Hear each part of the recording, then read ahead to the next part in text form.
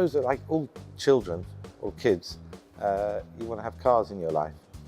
My ambition as a kid was to drive a Ferrari at Le Mans, and the trading part had never really come into it because, of course, as a kid I'd never worked out that I'd actually have to make a living. I'd just rely on my parents, but sadly that didn't happen. So I had to go in the big bad world and do it. We have to look at the show as a commercial exercise as to what will actually sell there, and a little bit of showcasing. And it's very difficult because we're only running a small stand. So with a 6-car stand, we've got to be a little bit more picky about what we put there and things that are affordable that someone may take because they hadn't thought of it. This is a Ferrari Dino 246 GTS, probably one of my favourite cars ever. There isn't a part of it that you would find unattractive. It's one of those few cars that boys, girls, men, women, everyone loves it because it's timeless, it's pretty, and it's potentially one of the prettiest cars that was ever born. We've got a client that drove one of these regularly to work, and we did it because that was his ambition, and for 2 years he used it as his everyday car. And it actually shows that you can actually use them and enjoy them, and this is why we're bringing it. It's a no-brainer for someone. Fiat 500 Giardinara, which was their version of a little estate car. So you can imagine 4 people driving around Italy in the early 60s here with the dog in the back and the picnic. The roof is huge, and the reason they did this was because after the war they couldn't afford to really spend money on the steel.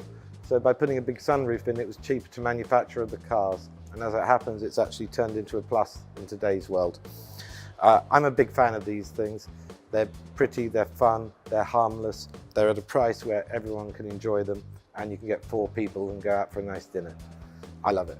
Lamborghini Miura. This is the P400 SV version, which was the last evolvement of it. This particular car was sold new to a Saudi royal. He did about 5,000 kilometers in the first year of its ownership, then parked it in the barn because obviously the new Countach arrived so he could replace it. The car then sat for most of its life until it went to America, got restored, and then it's been over here in a museum for the last 8 or 9 years. So this particular car's done 5,000 kilometers from new. It's an SV, it's a split sun, which is the very last of them, and only 2 cars from Lamborghini had these little winglets on them because at high speed they used to take off a little bit, and so they thought they would try and save the lives of some of their drivers by making a mod. So this was one of the 2 cars that had it. Conditions exceptional, and I would say it's probably the most desirable Lamborghini Miura SV in the world today. And I want it. Everyone involved in these vehicles has to understand them fully. In order to do that, you've got to educate all your partners.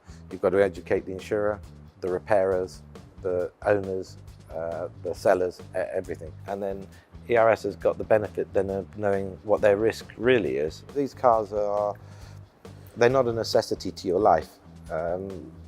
And they're something that add value to your life, but they've got to be something that you fall in love with. So the primary for these is you see it, you smile, you think, oh yeah, I love you, and that's it.